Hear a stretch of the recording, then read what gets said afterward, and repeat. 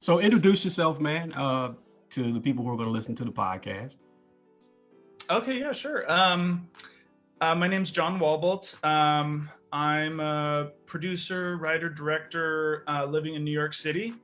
And I just had my short film called Non-Ec release on Amazon Prime. And so if anyone has Amazon Prime, they can go watch it there. And actually, if you don't have Amazon Prime, you can still order it on Amazon. You just have to pay a small fee. Yeah.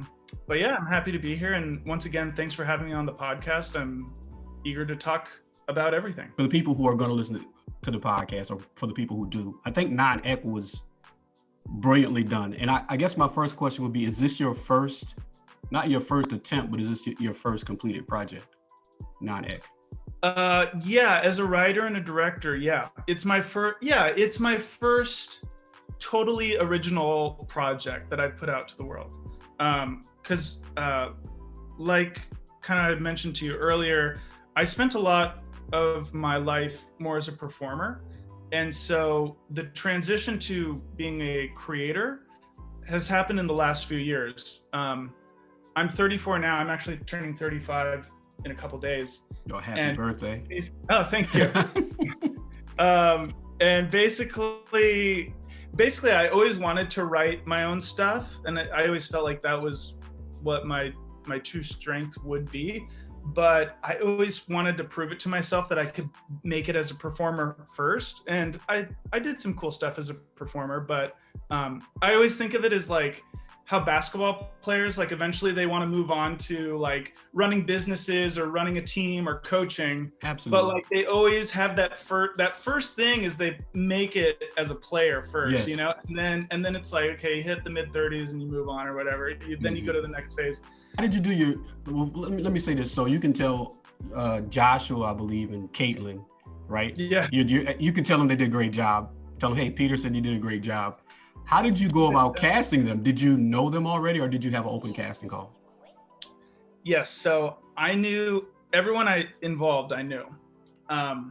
And yeah, basically there was a couple ways I went about creating the show, the short film. And Caitlin was someone I had on my radar for about a year. And she was someone I wanted to work with. She is obviously just a wild, fun personality.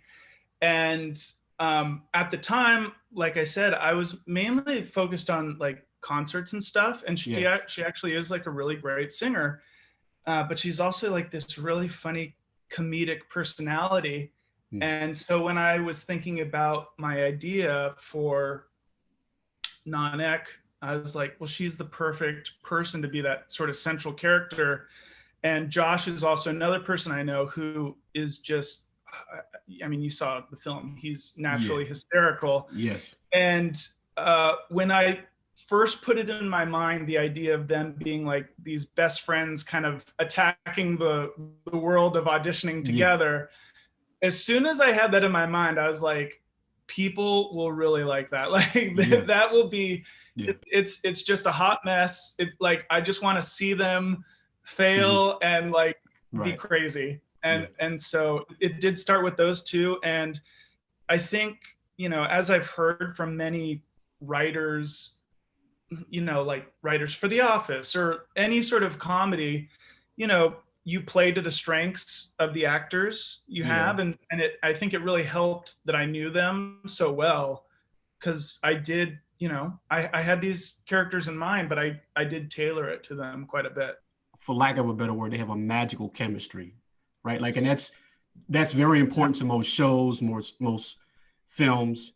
Did you, in your head, say, oh, these two people would be great together? I knew that separately they fit the parts perfectly. Yes. And as far as the chemistry that you're speaking to, I think that was credit would probably partly, of course, go to them for being great professional actors who made it seem so natural. Yes. They were already friends, but, you know, the characters definitely had that clear relationship in the film. But I think also part of that is just like a little bit of luck, like you pick the right people, and like, you know, when you try your best to find the best people, and if they're good people, they usually are able to figure it out and make it work. So listen, I know, you know, because we follow each other on Instagram now, so I know that at some point you're going to give us the 5 things that you learned from putting together Not Ek. But is there anything that you want to share that you felt like was an extreme challenge of putting it together? Was it the financing? Was it like trying to find locations? Like what were some of the biggest hurdles that you had trying to get the film together? Gosh, you know, the whole project was really the toughest thing I've ever done. Okay. And I had worked on some big projects before. I'd worked on some expensive projects before, but I think probably because I put so much on my own plate with this, what really was the biggest thing was just pushing myself past that point of what I thought was possible. Because I really got to a point halfway through the shoot. We basically shot it in 3 days, and we did the first 2 days back to back, and that just wiped me out. And I hadn't looked at the footage yet. My DP still had most of the footage, and so I hadn't really gotten it from him yet. And I just remember wondering, like, man, going into day 3, we still have to shoot more than half of the film.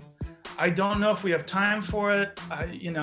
There are some characters who haven't worked together yet. Like, there's so many moving parts. And so it really was just like it's the simplest, like, most mainstream answer, but it really was just like believing that it was possible.